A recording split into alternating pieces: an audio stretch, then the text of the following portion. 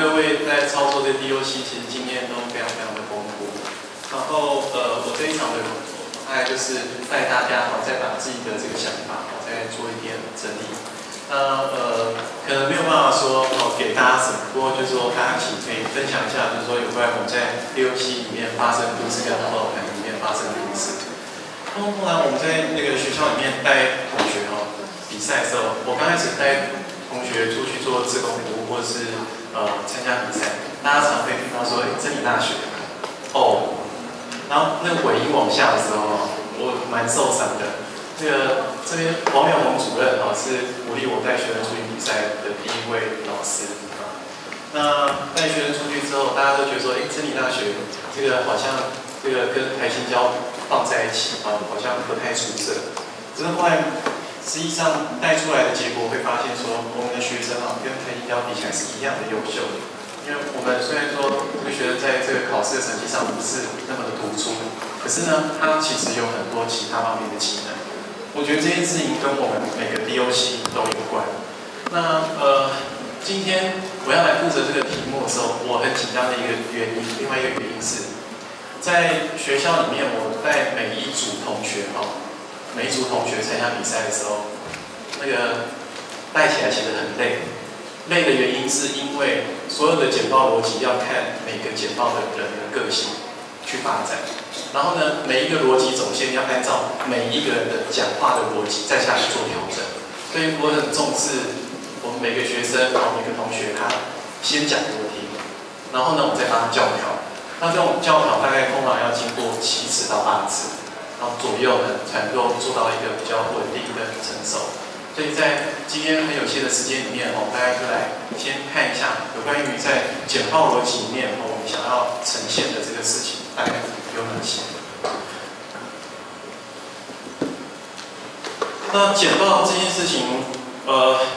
在陈述的时候，其实跟我们的企业管理一样，刚开始一定要有一个非常清楚的想法。那管理学里面，像彼得·多拉克大师，他说有成效主管先做最重要的事，那后面那一句呢，接下来要做什么？先做重要事，接下来做次要事，再来做不重要事。有成效主管先做重要事，剩下事就不要做了。其实这样，因为每个人时间都很有限，但这句话不是每个人都认同比如说像今年我自己的学生参加志愿志工比赛回来之后，就很伤心跟我说，老师，那个评审都觉得我们做的五花八门，做的这样太杂了。那问题是我们在判断这件事情的价值核心是什么？我们判断的价值核心是社区告诉我们说他有需要，我们就投入。有时候不是用我们自己的成果导向，所以这个里面我觉得牵到很多价值思考的问题这个是每一个这个简报的人你要做这个抉择，你到底想要做到什么事情？然后呢，你想要在你的这个辅导团或 DOC 里面呈现什么样的事情？那你每呈现的一件事情都一定会跟你自己所拥有的这个资源有关。那第一个遇到的问题就是大家要呈现的事情很多，要呈现的事情很多的时候，要怎么样来做？其实一定都有秘诀。这个秘诀是什么？大家所有的简报者他们在做这些企划书的这个累积起来的经验，一个简报通常是来自于一个好的问题，一个好的故事。那好的故事这件事情要怎么样来呈现？那好的问题要怎么样来呈现？通常一个好的问题有一个基本的特色，就是你第一个想到的第一个直接想到的这个事情先不要处理，因为通常是比较简单会想到的。紧接下来第2个想到，第3个想到，第4个想到，后面的东西呢会越来越困难。那越困难的东西，你把它放到越前面，通常它呈现出来就会越清晰。这个有点复杂。那我们在做一个问题的呈现的时候我们会用一个系统图来画，把它的这个脉络全部把它展开来，然后呢再思考在里面怎么样找到一个策略性的这个切入点这是需要大家在这个观察这个整个这个事情的背后，那通常很难把这件事情讲得很清楚。包括说我们常在讲常在讲，可是通常都讲不清楚。这时候呢，怎么办呢？我们通常就要用归纳法。那归纳法是一个用其他的故事告诉别人说我想要做什么。那我觉得教育部办了很多的这个交流的活动，对我们来讲，这个启发非常的重要。比方说我们的 DOC 的伙伴就告诉我说，去年台东场的那个交流会对他有很大的启发，因为他看到 DOC 原来可以这么做。那今天有伙伴就会看到说，这个原来在三光 DOC 可以这么做，他可以把这个课程跟这个学员的学习跟部落经济完全结合在一起。那对我来讲，过去参与过这个大家的这些参访活动，对我来讲是一个非常重要的一个养分，因为我看到原来有这么多 DOC 没有资源可以把它做得这么好。那我们在讲这件事情的时候呢，这是一个非常标准的归纳法。所以如果说我们没有办法把一个问题讲得很清楚的时候，我们尽可能去举出一些例子。如果说我们这个南投场的这个交流会的活动，让你这个深受感动，你可以举这个例子。如果大家看到马里光这个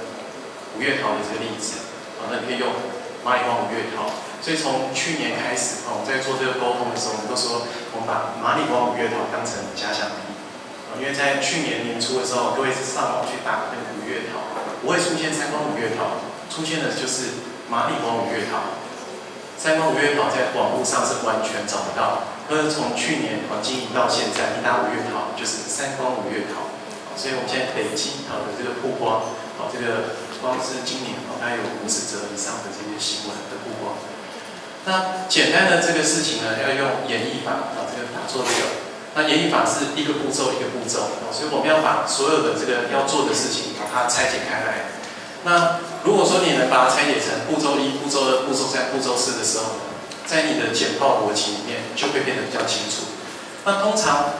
又遇到一个问题是说，我要把一个复杂的问题再把它变得简单，这时候要怎么样来做处理？这个时候呢，你要先用归纳，再用演绎，就把握这个技巧。你先有一个标准的个案。因为你在10分钟之内，在20分钟之内，绝对无法把一个事情讲得非常的清楚。那能够讲得很清楚的，大概都是要像那个经验很丰富，像那种李耀辉主任那种非常有经验的，然后就可以讲得很清楚。像我们的话就没有办法，所以我们一定要先举一个个案，然后呢再把这个步骤展开。所以复杂的问题在处理的时候呢，我们就要先用归纳，然后再用演绎。那这样子呢，可以帮助大家在厘清这个问题跟把这个事情这个弄清楚。那接下来就要先考验一下大家对于数位机会中心的了解。那数位机会中心里面的这个合作伙伴很多，我们有教育部，有教育局，然后呢，我们有辅导团。我们有数位机会中心，然后呢，我们有资讯志工，另外呢，我们还有社区志工。在这么多的角色之间，我们每一个辅导团跟 DOC 掌握了哪些资源？过去1年里面跟这个我们如果说以数位机会中心为核心，跟其他5个单位有过互动的。跟资讯志工团有过互动的举手，跟社区志工呢？辅导团不能问这样子。那跟县市政府有互动的，然后跟教育部有互动的，教育部长会在这里。那这里面牵涉到一件事情就是说。我觉得教育部在规划这件事情，是我看过所有部会计划里面，它分工分得最仔细，而且非常非常清楚。而教育部在推动这个计划里面所扮演的角色，在督导这个计划的执行。然后教育局呢是实际的这些推动执行单位，各个 DOC 的这些设立。那透过我们这个数位机会中心找到这些数位发展的机会，辅导团扮演着这种特色督导以及陪伴他们成长的这个角色，然后希望能够吸引将社会上的资源、社区志工跟大学部的这些资讯志工带入到这个社区里面来一起实践。所以这里面有很多的这些互动，环环相扣。那以三光这件事情来讲，三光如果没有社区志工的投入，或者是没有这些大学当然这次投入的不一定是资讯志工这包含一些年轻的这个志工的投入，如果没有他们不会有这样的一个成绩。所以这件事情在环环相扣上面扮演着非常重要的一个角色。那如果说我们把数位机会中心当成核心的时候，把数位机会中心当成核心的时候，这是教育部在规定的那个规范里面所写出来的1、2、3、4、5、6、7、8、9、10。我们先试试看把这里面的重点把它找出来。这10个大家怎么样来陈述数位机会中心的重点？我们要开始来那个呼叫大家。北埔 DOC 在哪里？数位机会中心在执行这些计划的重点。拉近城乡的那个数位差距。拉近城乡数位差距。金山 DOC。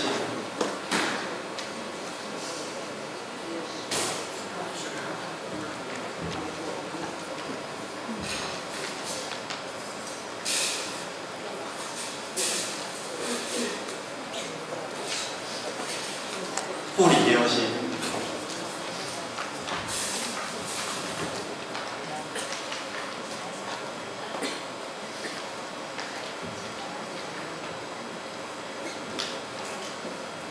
如果看不到的话，就用自己的想法讲也可以。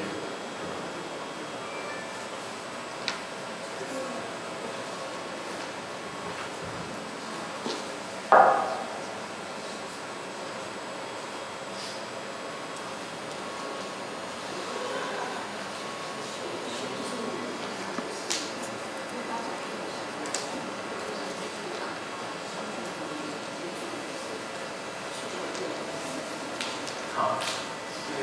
我们护理DOC伙伴非常的客气就是说利用这个偏乡能让那些小朋友也能够获得发展和协助。那关系DOC呢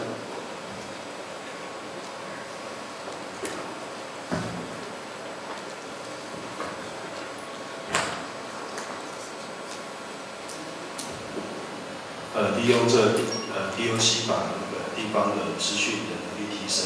然后顺便带动地方的产业跟文化层面。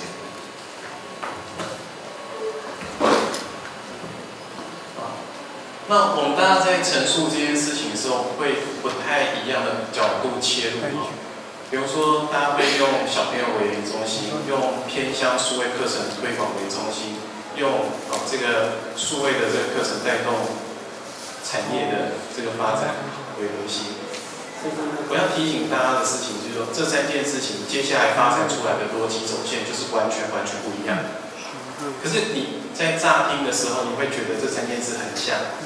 发展数位课程，对不对？都会用到缩短这个数位落差的这个概念。那还会有 DOC 他在陈述这件事情的时候，他就是认为说，数位 DOC、数位机会中心就是一个资源整合者。这样也是合乎这个规范，对不对？因为大家在看第一点它是为地方创造数位机会的执行者。然后呢，刚刚大家所在讲的是这个第5点针对有需求的 DOC 民众开设基础的应用课程，办理数位推广课程活动，提升民众数位应用的这个能力点。那如果说你要做整合呢，配合辅导团队本部资源志工团队建立营运模式来发展地方特色，对吧？然后有些团队就会把地方特色当成是重点，这样是不是都不一样？我们现在已经讲出4种不同的方向了吧？还有没有其他的执行方式？很多，所以每个 DOC 在做这个运作的时候呢，会有很多截然不同的做法。那现在的问题就是，大家怎么在简报的一开始这个描述和介绍自己的数位机会中心？大家怎么介绍？通常在简报刚开始的时候，这一段很难介绍嘛。那大家要怎么来介绍这一段？东山 DOC，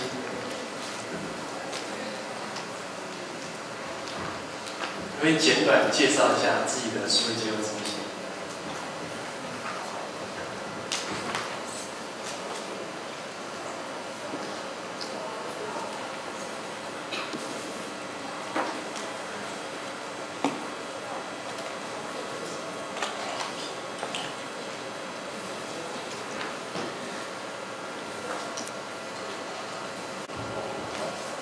因为我是DOC 的管理者，我是带部主任来开会，然后我也才刚到这间学校而已，所以我不是很清楚这个 DOC 的业务比较什么，但是我就我这几个月的观察讲一下，就是如果是对社区的居民讲的话，那算是一个比较好接收一些资讯的地方。那我对小朋友来说，它就是一个网咖。好，感谢我们东山 DOC 讲得非常的实际。那接下来我们请城南 DOC。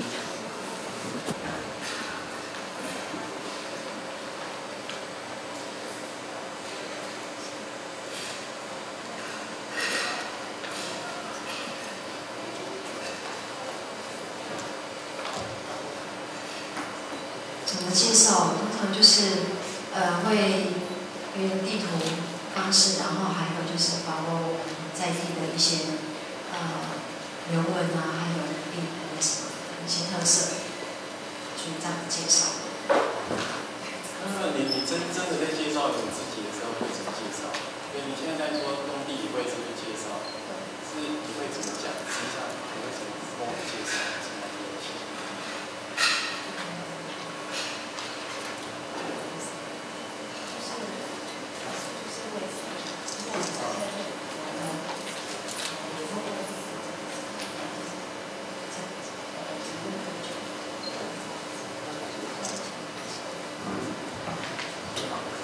那简报一刚开始的时候要介绍自己的 DOC 大家会想到的一些方法说，一个是介绍说我们现在实际上在做的状况，一个方式是说从地理方式介绍说我们在什么样的位置，我们做什么样的方式。可是这样的方式这样的做法，在简报设计逻辑上基本上不是一个好的方法。好，我们再来看一下。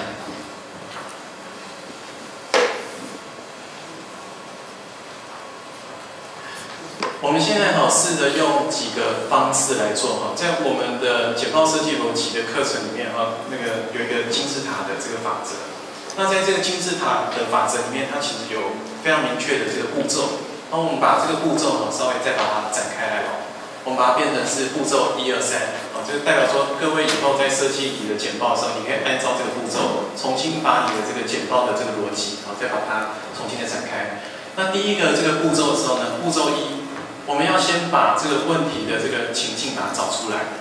这个问题背后的这个情境。所以，如果说你要介绍你的 DOC 的时候，刚开始最好的一个方法是先用你遇到的瓶颈跟困难。在我这个 DOC 里面有非常多的小朋友，像刚刚是我们护理 DOC 提到说，我们护理 DOC 里面的这个状况，我们这个有很多的小朋友，他们在这个下课之后可能没有人照顾。那虽然照顾这件事情好像是学校的责任，可是学校也没有足够的资源来协助他们。这样子呢，你可以先把你发展的这个问题跟瓶颈先点出来。第二件事情呢，紧接着说这个资源上面的冲突、问题冲突，这个非常重要。那个冲突是代表说，为什么是由你来做？因为其实部里面的长官这个对于我们这个教育的这个资源非常非常的重视。常会问我们说这件事情为什么由我们来做？不止各位常被挑战这样的问题，我自己也常被挑战这样的问题。如果这件事情是别人可以做，那为什么不是别人做，而是由我来做？是因为我要做，我想做，还是他们需要我去做？这样对吗？这个问题就变得是需要再厘清。那第三件事情就是 DOC 在我们的努力之下，还是遇到哪些的问题？所以我过去做了这些小孩子的科普之后，我还是遇到了一些困难，遇到了怎么样的困难？可以再跟我们分享一下吗？护理 DOC。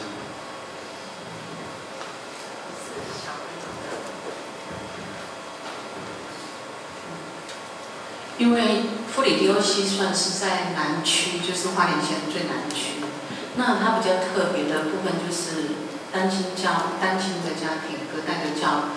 庭，所以在教育小孩子的身上，其实富里它本身就是在东里村好了，它有2个学校，一个是东里，我目前就是东里国小跟吴江国小2个学校的部分，其实他们会有他们的艺术文化的特质存在。可是小朋友在下课之后呢，就会没有地方可以去，因为家里可能就是大人都在忙，那小孩子怎么办呢？其实一般我就是跟东里国小的校长，就是说下午的时间就是来那个协会这边，我是在协会那边嘛。那其实，在教育跟小朋友的部分，可以多多少少可以协助学校这个部分的。然后接下来我们要 Q 一下长官，我们问一下淑清，给一下意见好了。今天都没有彩排哦，所以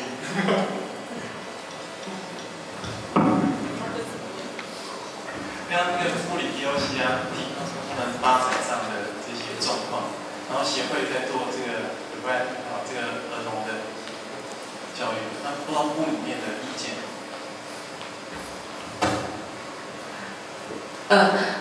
以 DOC 的主轴来讲，还是以民众的资讯教育为主。那因为我们学生的部分，因为学校本身已经有资讯课程，那我知道小朋友们对于电脑这个东西还是非常有吸引力。那在 DOC 这一块的话，我们会希望他的是引导同学进入电脑教室里面去做课后的一些学习，或者是线上学习资源的应用。好，我们感谢淑清哦。那接下来你就会遇到很多的问题哦。刚刚长官讲完之后，我们要发展这件事情，因为我们的对象主要是民众嘛，民众有没有包含小朋友？但也是应该有嘛。然后呢，吸引他们走入到这个 DOC， 那我们数位资讯的角色在哪里？客服的数位资讯的角色在哪里？就接下来会带动一大堆的问号，所以我们在这里就紧接着要来展开第二件事情。第二件事情呢，就是在你回答完这些小朋友的这个问题之后，紧接着你的 DOC 做了什么？我做的是单纯的客服，还是资讯的客服？我带动了家长，还是带动了这些他们的这个社区的民众一起进来？那在这边我要分享，因为我是第1年进入就是富里乡的 DOC。那在这边呢，其实小朋友他们除了刚开始我接触他们的时候，就是小朋友可能就是本身在学校是一个样，然后下课就是回到原生家庭是一个就是不一样的后来到了就是 DOC 主管这边的时候呢，其实原则上我会跟他们沟通，就是说，那来这边你们要学什么？其实不只是说你来打电动玩具什么的。那我刚开始会跟他们说我们要做功课，那他就说我们要做什么功课？那我们就想说，好，那我们从现在开始打开电脑之后，你会上到哪里去？然后到哪里去做完这个功课之后呢，然后你再做你自己想要做的事情。其实因为我们当这个中间呢，会有一些社区居民来，那我不可能就是说每一台电脑的使用电脑者都去辅助他教他的时候，那这时候怎么办呢？就是利用我们的社区小志工，就是我们这些小朋友，然后来协助大人。其实目前这样子3个月下来呢，其实我们的就是社区的阿姨他们呢，从不会打字，没有 FB， 没有脸书。然后呢，不会上资讯学堂。现在上课之后呢，其实他们自己就会说开社区课程，开中心课程，我要先做完，就是前测后测，完全都会自己来的。这个是我要跟大家分享的。好，我们再多客气了。千城社区发展协会，其实我们前面这句都是很强的。好，甘城哦。现在怎么做？因为我们社区可能是老人家为居多，所以因为我也是才刚刚到1个多月的时间，对。但是就这1个月的时间这样下来，我发现我们的阿姨他们还有一些叔叔啊，他们在学习上也是从不会打字，然后到现在也是开始有自己的 Facebook， 然后还有一些其他的，比如说 Line 啊，一些我们现在常在用的一些社区团体，甚至他们也可以从一开始就是不知所措，到后来都会在教新进的学员说，你现在上课我们要开始做前测，然后一个课程结束之后我们要做后测，一样都是一样的动作，只是社区课程跟中心课程不一样的是说，中心课程我们可能会需要进到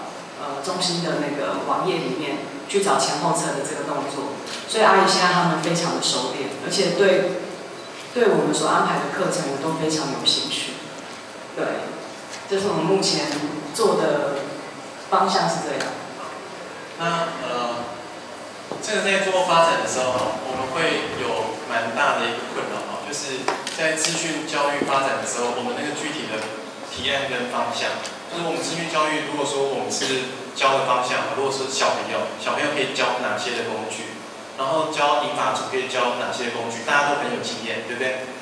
然后呢，问题是我们引导出来，除了说学习的乐趣以外，后面的那个成果是什么？我觉得这件事情蛮残酷的那我这样讲不一定对，因为我们在在我们这个 DOC 的课程发展里面大家可以讨论看看就是说我们的课程里面设计的主轴，部里面给我们的主轴是大概9个小时一门课。那大家会根据自己的经验去调整，你调整多了大概12个小时，调整少大概6个小时。那一般来讲，这样子的课程设计，它很难做纵深很长的专业训练，这样不知道大家同意吗？所以它变成都是比较短的，比较短的东西呢，又要有成果，是不是会很困难？不会吗？大家都不会有这种困扰吗？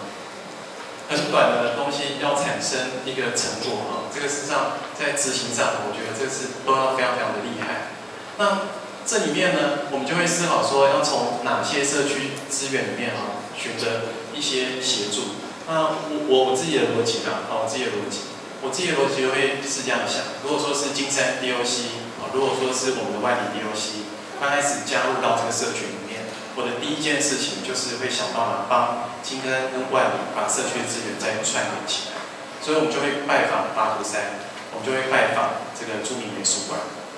把他们的师资这个连结引进进来。那第二件事情是说，我们对这个社区里面的贡献我觉得对我先讲一下，我讲不一定对我们对社区里面的这个贡献的那个方式，就会去思考说，这里面有很多人他们都很想要贡献这个社会，可是我怎么样把它串联起来，让大家可以一起做这件事情。这是我们的思考方式然后我们再看下一页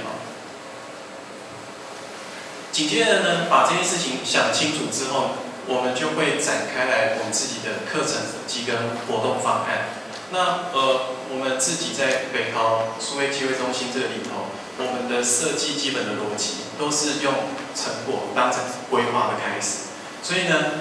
在做刚开始的这个课程规划的时候，我们通常会先询问 DOC 的意愿。当然有些时候会有一些意外，就好像说刚开始讲好，也许是松山社区，后来要转变成这个肉粽的这中间会有一些转变。不过我们所有的这个规划都一定会按照这个 DOC 这个访谈得到这个意见，当成整个规划的起点。那在规划的时候呢，一定会先想到成果，再把这个成果转换成2到3个模组。那按照这个金字塔设计的这个逻辑跟课程设计的逻辑里面，每个课程模组彼此之间，第一件事情要相互独立又互相支援，有前后关系、前后串联，要把握住的原则大致上是这样。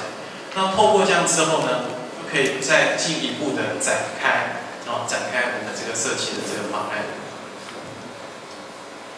那课程的结构的这个设计的呈现的时候哈，大部分的 DO 型的呈现课程的时候是用条列式。我开了这个 Word 课，然后呢有6小时，上的课程有20个人，结果达成率很高。可是如果说是按照课程的这个设计的这个概念来讲的话，这个先后顺序，课程的设计会有先后顺序，会有像我这边是用C1、C2、C3、C4，用演绎的方式来做。一种呢，我们会用归纳的方式来做，没有非常明显的这个，比如说我们开了一个这个艺术家系列的课程，里面也会有一些C1、C2、C3、C4，它彼此之间是不同的这个绘本的这个不同的这些这个模式。那利用这样的方式呢，能达到一个课程模组。可是比较好的方式是先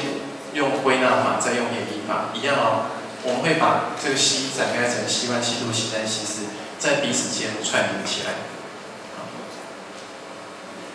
那我这边做一个简单的范例，因为这个范例对我们在教育部里面提案跟还有 DOC 里面提案的时候是非常重要的一个概念，就是代表说我们过去这个将近1年半的这个时间里面，我们都是按照这样的一个逻辑。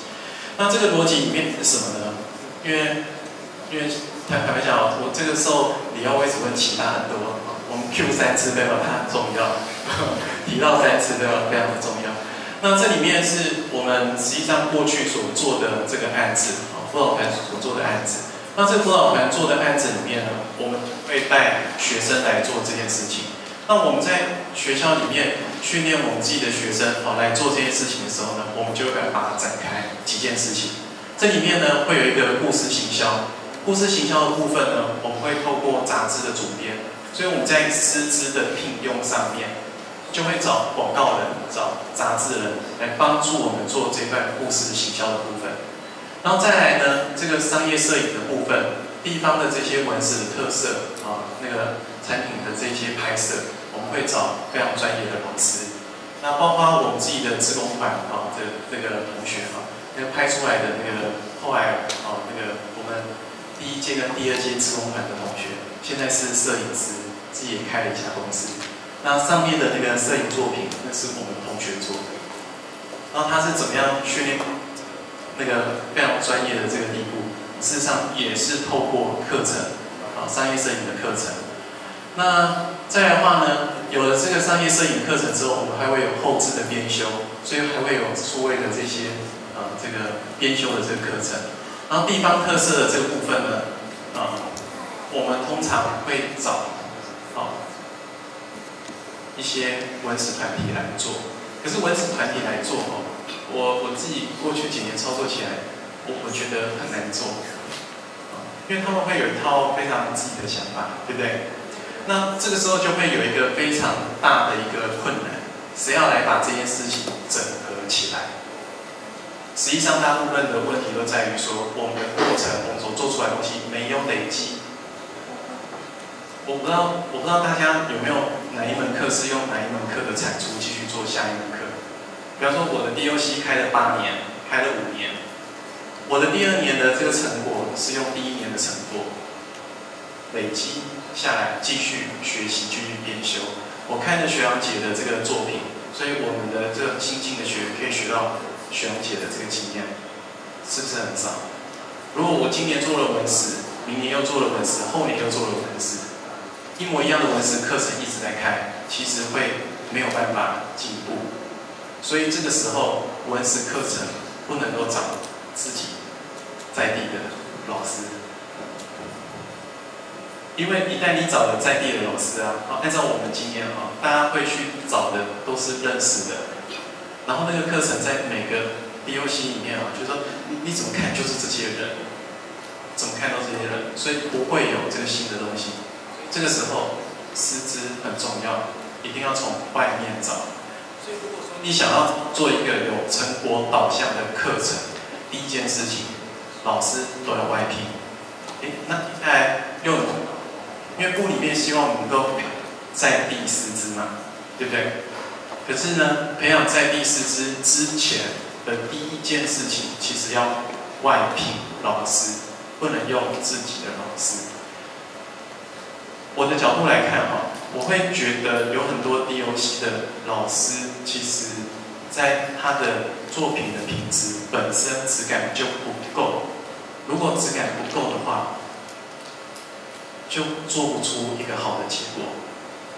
所以在师资的聘任部分，我觉得是 DOC 发展的关键。那大家会有一个疑问说，那我在聘任这些老师的时候，我找不到吗？大家有没有这种困扰？那这里面的环节是找不到，是因为真的没有这个人存在，还是因为我的连结找不到这个人？通常按照我的经验，是因为我们的连结找不到这个人，而不是这个人不存在。因为为什么呢？因为我们的流浪老师好多，我们的流浪老师好多。我记得我在念博士班的时候，因为那个1个小时570块嘛，那我们要到处兼课，跑来跑去。我们 DOC 的讲师费好像比大学的讲师费还要高答案是然后在社区里面的讲师费，其实比我们这些流浪老师的费用来得高。那第二个问题是，找到这个老师之后，如果这个老师你只是支持他一门课，他没有办法投入，因为他没有办法跟你的 DOC 产生连结，对吗？所以呢，紧接着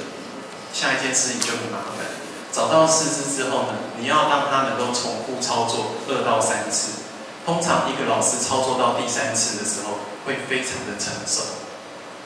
因为他会了解你的学生，了解大家的属性。所以这个时候怎么办呢？这个时候我们 DOC 的交流很重要，有好的老师要互相介绍，让那个老师能够在这个邻近的这些 DOC 里面发挥他的战力。所以这是非常重要的事情。那有了这样的一个课程设计范例之后呢，我们再把这整个简报逻辑再重新展开一次，就非常的简单，这就变成公式了。所以整个简报的逻辑里头，按照这个金字塔里面的这个描述方法，第一件事情，先描述你遇到的这个情境，你遇到了什么样的这个冲突。我们这个社区里面这个三公社区里面这个三公国小想要解决这个部落里面的这个问题，小朋友他们要毕业旅行，这个没有经费，那家长没有费用怎么办？我们让家长来上课，学校帮他卖水果。那我对武校长是十分的敬佩那个很多人会说，那个李老师你为什么一直都跑那个三光不一直在跑三光？因为这件事情我觉得很难得。对我来讲要看到一个在公部门里面的人愿意做这件事情，我觉得真的是很了不起因为要做这些事情要克服很多的困难。一个校长要接一大堆的这个电话，客诉电话是会骂人的，那个留言非常的犀利那协调这个部落里面的这些冲突，这里面就需要很多的这个力气。那我们的操作方式呢，是怎么样来运作这些事情呢？我们就会从去年这个开始，我们就会先定了一个3年的目标。当然我们不一定会做3年，可是一个产品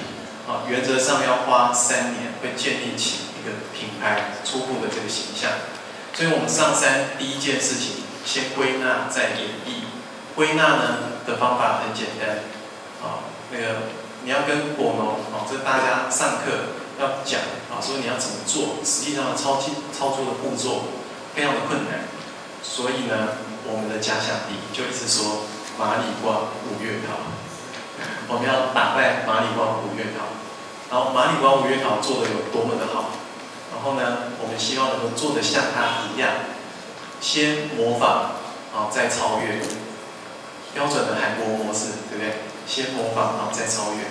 所以呢，这个时候呢，我们利用这种归纳的方式，建构出一个我们努力的方向。马里光的这个五月桃，它的谢卡是由部落里面的自己的果农自己设计，啊，所以大家如果有参加那个马里光五月桃的这个活动，你会觉得很感动。他们在讲他们学习的故事，讲他们在做这个有机的故事。你可以看到那个辅导团，这个后在讲他们整个辅导的这个历程，这3年4年来怎么样的转变，从他们刚开始做这个有机开始，到这个辅导团介入这些资源，然后把这个成果展现出来。所以这个方向，我们可以透过一个很简单的标杆来简化我们跟这些这个民众沟通的这些这个距离。那有了一个非常清楚的这个假想敌，我们模仿跟学习的对象之后，大家就会开始问说：那马里光怎么做？紧接着他会问说：马里光的桃子怎么种的？那个我们到那个马里光的时候，我们都一直想要打听说怎么种。不过显然大家对于这个有自己的商业机密的考量，事实上问不太出来。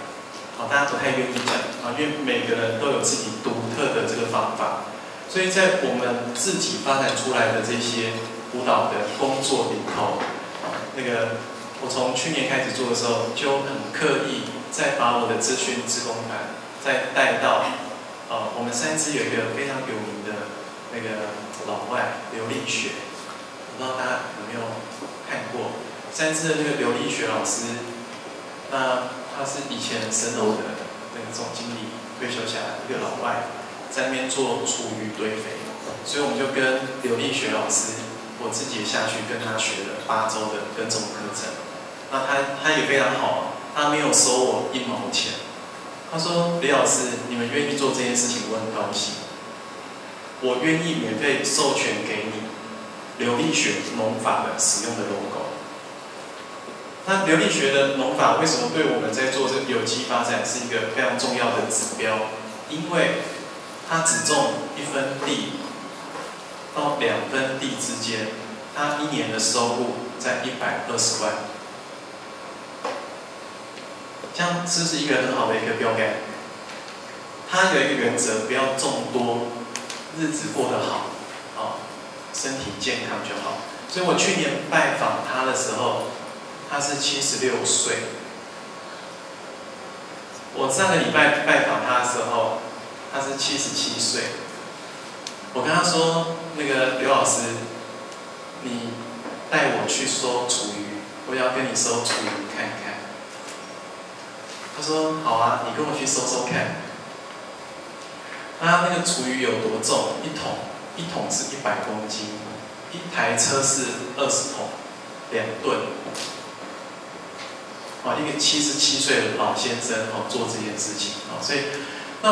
我觉得在这里头，我们有了一个非常清楚的这个标杆，我们就知道我们努力的方向。所以，我们今年度在做那个三光五月桃沟通这件事情的时候，我们就有一个很清楚的，我们要安排几年度，把整团的这个学员再带到我们3支刘立学农场里面去观摩这些新的概念、新的种植的这个方法。那另外呢，我们为了这件事情我自己特别去学，在金山，其实我们在金山跟万里有开拓很多小农的据点，然后呢，再把这个小农串联起来，开始学 KKF 农法，然后呢，这个透过自己去学习，然后知道哪些的做法是好的，然后呢，再把这个转换成我们未来的课程。所以在整个课程设计的这个逻辑里面，最重要的一件事情是，第一件事情，尽量找外来老师。这个基本上这样，各位听自己的爸爸妈妈讲，通常比较听不进去。可是外面的老师来，通常比较有感受。第二件事情，自己人因为太熟悉，你讲的跟他说的，其实大致上都差不多。你要获得灵感，就一定要用外面的老师。建议所以很多那个有些会觉得说，我们那个北桃辅导团可能特色就在老师，我们有很多老师带很多特殊的课程，所以这个基本上是我们一刚开始就已经设定好这件事情对我们来讲非常非常的重要。然后我们有一个成果的时候呢，我们就会开始在想象说，那我不同的课程彼此之间怎么样串联起来？所以我会把艺术家的课程再跟动画的课程串联起来。所以艺术家的这个插画，我们还会再请我们的这个动画的老师教大家把它拆解截图，然后呢，再请会讲故事的。我们有一个很厉害的金鱼老师，去年在我们那个在三支开课非常受欢迎，然后呢，没想到立刻就被法鼓山挖走，在法鼓山又连续开了4个系列的课，全部爆满。然后还有我们今年上半年又找不到他啊。那上个礼拜我又去拜访他，他觉得我们很愿意做这件事情，所以他又愿意回来帮助我们。不过他有个前提，让他先休息1季，所以年底的时候呢，他又会再回归到我们的这个阵容里面去。所以这整个在发展的过程当中，有一定的公式，大家所遇到的这些情境，遇到的这些社区的里面资源的这个冲突。资源的冲突最重要的一件事情是要展现非你做不可。我们有一个基本的逻辑，就是任何事别人做，只要有人做，我们就不做。那我们同学问我说：“老师，那个评审问我们说，我们是产业行销组，为什么要去做那个儿童课补？因为那个儿童课补就一样，跟各位一样，一个协会，它没有钱在聘老师。”弱势儿童的这些课补班就快要解体，那我们同学说：“老师，我们可不可以去做？”那我当然说可以啊。我们学生自己自愿要发动去做这个课补。那我说，那我就只有一个前提，就是我们大学部的这些志军志工去带这个社区的这些小朋友的时候，我们有一个使命，就是你带他的时候，你自己要成长。所以我们选择了一个题目，就是带这些小朋友去参加新北市政府办的 Scratch 城市设计竞赛、游戏设计竞赛。小朋友原本在打电动，可是我们要把它转化成训练他写游戏，让他自己来写电动的程式。那这件事情对我自己的学生来讲，最大的帮助是什么？因为他要去上课，所以他要备课。就像我们这边看到很多，这是我们真理大学关书系的同学，他们都非常非常的优秀，因为我们简少奇老师带的这个团队。那我们带这些大学部的这个同学的时候，就会设想跟他们本身的专业有何相关。那我做这样的论述是要告诉各位说，资讯志工团非常非常的重要。可是通常我们真的在 DOC 巡回的时候，大部分的 DOC 很难理解资讯志工团有这么的重要。那这些学生进去之后呢，我们要做的这个逻辑设计是什么呢？我们要做的逻辑设计是说，我们这里面有同学自愿说，老师，我要做那个那流浪狗这件事情又跟小朋友有什么关系？一样哦，我们会把它串联起来。怎么样串联起来？流浪狗这件事情，我不知道大家有没有看过那个新加坡的 IKEA。OK， 所以有人点头，就知道这个 IKEA 呢，把这个流浪狗认养放到这个里头。那这里头事实上需要用到好几个资讯技术 ，QR code、网站的架设。那你 QR code 你可以用传统方式来写，可是呢，我会在课堂里面教学生怎么样一口气处理1000个 QR code， 自动产生。然后把它落款，再落到我们这个流浪狗上面。流浪狗可不可以是一个产业行销？可以哦。所以我们背后还有一个发展中的计划，我们要利用这个流浪狗，它们被社区排斥，可是我怎么样把它进入到跟社区的这些店家的 DM 宣传，再把它串联在一起，利用流浪狗。然后我们在处理弱势儿童的这一段，我们怎么处理哦？我们做了一个，因为我们跟那个 shop 那个老外沟通过之后，我们的方向是这样：我们让弱势儿童转换成可以照顾别人的人，所以教这些小朋友去写这些游戏的创作，基本上也是以流浪狗然后我们办营队活动的时候呢，又把这个流浪狗放进来。那没想到这件事情又很成功。可是这个故事好难讲，好难讲。可是，在整个执行上面来讲的时候，我们会用一个非常清楚的方向，把好几件事情把它串联起来。那里头呢，会有非常多的老师，然后呢，我们又把 DOC 的课程放进来。所以，我们 DOC 的课程里面会有公民记者训练，让社区的民众带到这个场域里面去关心这个社区里面发展的故事，然后呢，再跟社区报合作，把它发展成文章，一段一段来，一段一段来。所以呢，这里面呢就牵涉到说，我们把资讯志工、社区的志工、社区的这些组织，还有 DOC 这个不同的单位，很巧妙的串在一起，很巧妙串在一起。这里面都会有我们自己的这个逻辑跟操作步骤。那紧接着下来，大家会怎么样介绍自己的 DOC 呢？大家思考看看哦。我目前所看过的 DOC 的简报，大部分的论述方式就是先介绍我们的地理位置，然后我们这个社区大概有什么样的状况，然后展开我的课程。可是通常课程跟我们 DOC 这个遇到的问题，通常对不太起来。可是指标都可以达到，指标可以达到，课程会对不起来。那所以呢，这个变成是大家要去思考的一件事情，怎么样去介绍自己的 DOC？ 那个逻辑是什么？怎么样来介绍？要怎么样来介绍？所以标准的做法，先讲自己遇到的情境、冲突、问题，然后呢，再来描述自己的方向。那方向非常难以掌握的时候，就找一两个标杆个案，你觉得做得非常棒的。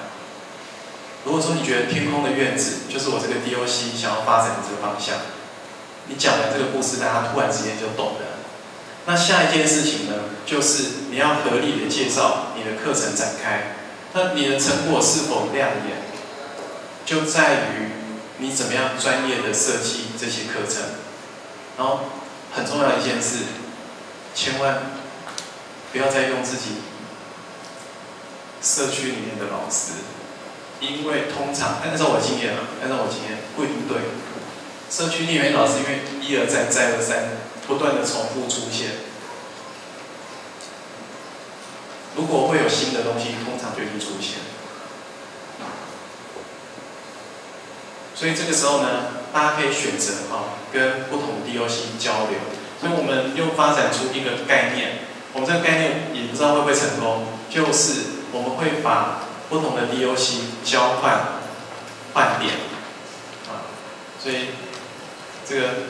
ADOC 老师去支援 BDOC 来支援 ADOC， 试图用这样的方式，因为透过不同的老师不同的想法这个会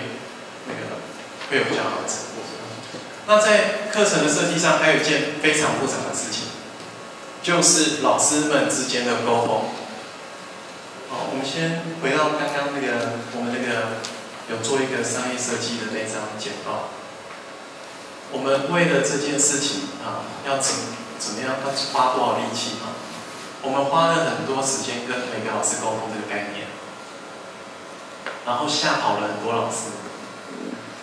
因为要做到这件事情很费心很费力。第一堂课程的老师要把他的照片留下来，第二堂课的老师利用第一堂课摄影的课程出来的照片做后置编修，所以所有的东西要保存。第三堂课呢，教大家做故事发想，变成电子书，变成动画，变成片子。那这次三光的这个案子，我们的做法是这样子我们先请导演上山帮我们跟我们的学员沟通，我要拍成什么样的片子，然后呢，请他们先去做选角跟训练，然后训练完之后呢，我们请导演把所有的拍摄的过程，所以刚刚的那个影片，我们所有的原始档都留着，我们再把这些原始档转换成我们课程里面实际的教材跟教案。然后今年各位收到三光五月桃里面，会很明显的发现，我们跟林基友达集团学的这个操作手法，真的是一模一样。我们开课训练学生自己画那个他们自己的感谢卡，不太一样，是说那个马里光的五月桃版本是公版，是一个版本。我们是每个农友都有自己的谢卡，都是他们亲手画出来的。那他们在上课的时候，我到山上去我会觉得他们很厉害，因为你知道那个第一次教就完全不会电脑的人画那个向量图啊，那个画面上是用抖的，抖来抖去，可是抖来抖去，最后画出来真的很好看，就很意外就是他们很有天分，可以画得很好。然后呢，他们今年所用的所有的名片，都是我们自己设计的名片，用他们自己画出来的画作。我们再教他们怎么样呢去转换成他们自己的名片设计。那三光国小三光 DOC 非常非常的用心，他要求所有的我们这些学员要付费买他们自己的作品，这是一个有趣的概念，不要由 DOC 或辅导团来做这个付费。所以呢，他们里面所设计出来的这些名片，还有他们的谢卡，全部都是由他们自己来制作。